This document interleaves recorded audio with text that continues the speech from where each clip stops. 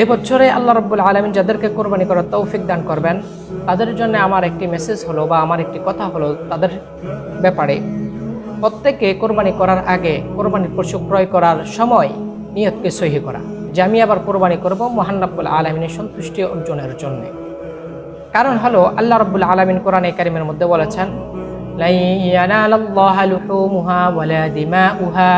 ওয়ালাকিন ইয়ানালুহুত তাকওয়া মিনকুম,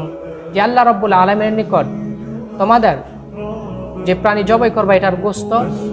এবং এই প্রাণীর রক্ত আল্লাহ পাকের নিকট পৌঁছে না, কিন্তু আল্লাহ রাব্বুল আলামিনের নিকট তোমাদের অন্তরের মধ্যে যে তাকওয়া আছে এটা আল্লাহ রাব্বুল আলামিনের নিকট পৌঁছে। এই জন্য আমাদের একান্ত কর্তব্য এবং কাম্য হলো কোরবানি করার আগে কোরবানি করার জন্যে, কোরবানিটা আল্লাহ পাকের সন্তুষ্টির জন্য করছি এই নিয়ত রেখে কোরবানির পশু ক্রয় করা এবং কোরবানি করা। পাশাপাশি যতই আমল করি আল্লাহ পাকের এর সন্তুষ্টির জন্যে যেন আমাদের প্রতিটা আমল হয় এই ব্যাপারে সজাগ দৃষ্টি রাখা।